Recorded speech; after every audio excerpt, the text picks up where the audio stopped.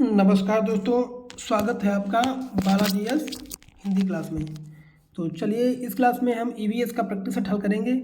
इसका एक पार्ट मैं दे चुका हूं, अगर आप लोग ना देखे हो तो प्लेलिस्ट में जाकर के देख सकते हैं। और कई प्रैक्टिस सेट मैं आपको दे चुका हूं सीटेट के लिए, अगर आप लोग ना देखे हों तो आप बिल्कुल प्लेलिस्ट में जाकर के देख सकते हैं। चलिए तो प्रारंभ करते हैं। 4 भावी शिक्षकों से क्रम कक्षा 4 के विद्यार्थियों के लिए मूल विषय यात्रा पर प्रस्तुतिकरण बनाने के लिए कहा गया है। प्रत्येक ने निम्नलिखित नीतियों में से किसी एक पर मुख्य रूप से केंद्रित किया है। किस पर? मूल विषय यात्रा पर प्रस्तुतिकरण बनाने के लिए कहा गया है। तो यात्रा के विभिन्न साधनों विधियों को दर्शाने वाले चार्ट का उपयोग और उसकी व्याख्या, या पाठ्य पुस्तक की विषय वस्तु के उपयोग द्वारा यात्रा की विभिन्न विधियों की व्याख्या, या विद्यार्थियों से यात्रा के विभिन्न साधनों के लिए एकत्र करके इसका एक बुक बनाने के लिए कहना, या विद्यार्थियों से यात्रा में उपयोग किए गए विभिन्न साधनों के अनुभव का वर्णन करने के लिए कहना। तो 17 का ऑप्शन नंबर दोस्तों सही जाएगा। विद्यार्थियों से यात्रा में उपयोग किए गए विभिन्न साधनों के अनुभवों का वर्णन करने के लिए कहना, जो कि ऑप्शन नंबर दोस्तों आपका डी सही हो जाएगा। चलिए, कक्षा 5 के ईवीएस की पाठ्यपुस्तक के किसी पाठ में सोचिए और चर्चा कीजिए भाग में नीचे दिया गया कथन लिखा है। यदि आपके गांव अथवा शहर में 1 सप्ताह तक पेट्रोल अथवा डीजल ना हो तो क्या होगा? इस कथन का मुख्य उद्देश्य क्या है? तो दोस्तों इसका मुख्य उद्देश्य क्या हो जाएगा? इसका मुख्य उद्देश्य दोस्तों हो जाएगा, तो 18 का ऑप्शन नंबर इसका हो जाएगा दोस्तों, वास्तविक जीवन की चिंताओं को समझने हेतु कल्पना और सोचने विचारने की कुशलता को बढ़ावा देना। क्योंकि इसमें कहा गया है कि यदि आपके गांव अथवा शहर में 1 सप्ताह तक पेट्रोल अथवा डीजल ना हो, सोचने की बात कही गई, इसमें चिंता की बात कही गई है, तो ऑप्शन नंबर सी दोस्तों आपका सही हो जाएगा। चलिए अगला क्वेश्चन, ईवीएस की पढ़ाई में कक्षा में प्रश्नोत्तर तकनीकी का सबसे अच्छा उपयोग किसके लिए किया जा सकता है? तो प्रश्नोत्तर तकनीकी का सबसे उपयोग किया जा सकता है दोस्तों किसके लिए? ये हो जाएगा शिक्षार्थियों में सीखने की जिज्ञासा उत्पन्न करने के लिए। शिक्षार्थियों में सीखने की जिज्ञासा उत्पन्न करने के लिए ऑप्शन नंबर बी दोस्तों सही हो जाएगा। अगला, प्राथमिक स्तर पर ईवीएस की पढ़ाई का एक प्रमुख उद्देश्य है विषय की मूल संकल्पनाओं की गहन समझ विकसित करना, अगले स्तर के अध्ययन के लिए विद्यार्थियों को तैयार करना। कक्षा की पढ़ाई को विद्यार्थी से बाहर के जीवन से संबंधित करने में सहायता करना, या स्वतंत्र रूप से हस्तसिद्ध क्रियाकलापों को करने का कौशल अर्जित करना। तो ऑप्शन नंबर दोस्तों आपका क्या सही जाएगा? ऑप्शन नंबर आपका सही हो जाएगा, कक्षा की पढ़ाई को शिक्षार्थियों की विद्यालय से बाहर के जीवन से संबंधित करने में सहायता करना। तो इसका मूल उद्देश्य होता है ईवीएस की पढ़ाई का, जो कि ऑप्शन नंबर आपका दोस्तों सी सही हो जाएगा। प्राथमिक स्तर पर बच्चों के संरक्षण की संकल्पना के बारे में विद्यार्थियों को संवेदनशील बनाने के लिए दिया गया है। कौन सा क्रियाकलाप उपयुक्त नहीं है?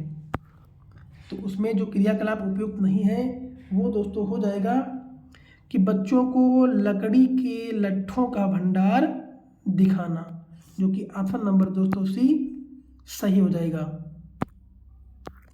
अगला है, ईवीएस की कक्षा में जल पाठ का पाठ पढ़ाते समय अंजल ने अपनी कक्षा जल के विभिन्न स्रोतों और जल को संरक्षित करने के लिए व्यक्तिगत क्रियाओं पर रोल प्ले आयोजित किया गया। इस क्रियाकलाप का मुख्य उद्देश्य है। तो दोस्तों इसका मुख्य उद्देश्य क्या हो जाएगा? मुख्य उद्देश्य अधिगम की प्रक्रिया में विद्यार्थियों का सक्रिय भाग लेना सुनिश्चित करना, जो कि ऑप्शन नंबर दोस्तों आपका सी सही हो जाएगा।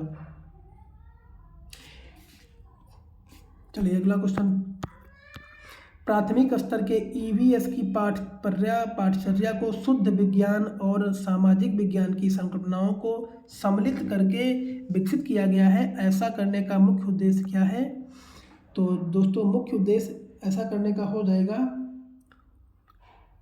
सारे ऑप्शन पढ़ के दोस्तों लिया करो, क्योंकि क्वेश्चन एक ही बार में इस प्रकार से पढ़िए कि सारे पूरा क्वेश्चन से एक ही बार में समझ आ जाए और ऑप्शनों को पढ़ते ही उत्तर आ जाए। तो ऑप्शन नंबर दोस्तों आपका सही हो जाएगा कि विद्यार्थियों को पर्यावरण को साकल्यवादी ढंग से देखने योग्य बनाना, यही संकल्पनाओं को शामिल करके विकसित किया गया है सामाजिक विज्ञान पाठचर्या को, शुद्ध विज्ञान और सामाजिक विज्ञान की संकल्पनाओं को। तो ऑप्शन नंबर आपका ए दोस्तों सही हो जाएगा। ईवीएस कक्षा में सामाजिक असमानताओं पर अधिक बल देने के लिए निम्नलिखित में से कौन सा अधिक प्रभावी अधिगम अनुभव होगा? तो 24 का ऑप्शन नंबर दोस्तों क्या सही हो जाएगा?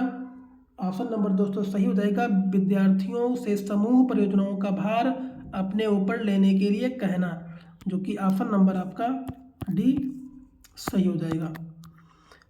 पसंद नापसंद के बारे में चर्चा करते समय किसी छात्र ने कहा, मुझे और मेरी माँ दोनों को सांप खाना बहुत पसंद है। जब भी हमारी सांप खाने की इच्छा होती है हम पास के किसी होटल में जाकर लिंग हू फेन खाते हैं। यह छात्र कहाँ का हो सकता है? तो 25 का ऑप्शन नंबर सही हो जाएगा, हांगकांग का हो सकता है। कहाँ का हो सकता है? हांगकांग का हो सकता है। ऑप्शन नंबर बी दोस्तों सही हो जाएगा। ब्रेन लिप के बारे में नीचे दिए गए कथनों का अध्ययन कीजिए। ब्रेन को मोटे कागज पर बिंदु उभरे हुए बनाकर लिखा जाता है। यह लिप 8 बिंदुओं पर आधारित होती है। बिंदुओं की पंक्तियां किसी नुकीले औजार से बनाई जाती हैं। इन्हें उभरे बिंदुओं पर हाथ फेरकर पढ़ा जाता है। तो ऑप्शन नंबर क्या सही हो जाएगा? ऑप्शन नंबर आपका पहला सही हो जाएगा और ऑप्शन नंबर आपका बिंदुओं की 8 कुल नुकीले औजार होते हैं, क्या ये सही है? तो ऑप्शन नंबर आपका क्या सही हो जाएगा? ऑप्शन नंबर 1 और 3 और 4 सही हो जाएगा, जो कि ऑप्शन नंबर 4 में है। ऑप्शन नंबर ए सही हो जाएगा दोस्तों। चलिए अगला है, निम्नलिखित में से सही कथन चुनिए। जिन जानवरों में बाहरी कान व शरीर पर बाल होते हैं वे बच्चे देते हैं। जिन जानवरों के बाहरी कान व शरीर पर बाल नहीं होते हैं वे अंडे देते हैं। जिन जानवरों के बाहरी कान व शरीर पर बाल होते हैं वे बच्चे देते हैं, या जिन जानवरों के बाहरी कान व शरीर पर बाल होते हैं वे अंडे देते हैं। तो ऑप्शन नंबर दोस्तों क्या सही हो जाएगा? तो ऑप्शन नंबर आपका सही हो जाएगा, जिन जानवरों में बाहरी कान व शरीर पर बाल होते हैं वे बच्चे देते हैं। तो और अगला क्या है आपका? दूसरा ऑप्शन आपका दोस्तों सही हो जाएगा, जिन जानवरों के बाहरी कान व शरीर पर बाल नहीं होते हुए अंडे देते हैं। ऑप्शन नंबर दोस्तों डी सही हो जाएगा। मधुमक्खी पालन के विषय में सही कथन सुनिए। ऑप्शन नंबर आपका सही हो जाएगा 28 का ऑप्शन नंबर दोस्तों सही हो जाएगा। लीची के फूल मधुमक्खियों को लुभाते हैं। अगला आपका मधुमक्खी पालने और उनके द्वारा उत्पादित शहद का भंडार करने के लिए बक्सों की आवश्यकता होती है। अगला मधुमक्खियों के लिए मीठा घोल बनाने के लिए लीची खरीदी जाती है, जो कि ऑप्शन नंबर आपका दोस्तों क्या सही हो जाएगा? ऑप्शन नंबर आपका सी सही हो जाएगा। किसी छात्र में अपनी अहमदाबाद के नाइगर कोयल की यात्रा के बारे में अपनी डायरी में नीचे दी गई जानकारी नोट है। देखिए इसमें दिनांक, स्टेशन का नाम, पहुंचने का समय और स्टेशन छोड़ने का समय और गांधीधाम से दूरी ये पूछता है। तो उपरोक्त जानकारी के आधार पर दिए गए निष्कर्ष निकालिए। तो इसका निष्कर्ष आपका जो सही हो जाएगा, अहमदाबाद से नागरकोइल की दूरी इतनी है, या इस दूरी को रेलगाड़ी से 40 घंटे 55 मिनट लगता है, या दोस्तों इस दूरी को रेलगाड़ी 28 घंटे 55 मिनट में तय करती है, या रेलगाड़ी की औसत चाल लगभग 80 किलोमीटर प्रति घंटा है। सही निष्कर्ष निकालिए। तो आपका सही निष्कर्ष दोस्तों क्या हो जाएगा? ये आपका हो जाएगा, क्योंकि ये इसमें दिया गया है अहमदाबाद से नागरकोइल की दूरी कितनी है, ये कितना हो जाएगा दोस्तों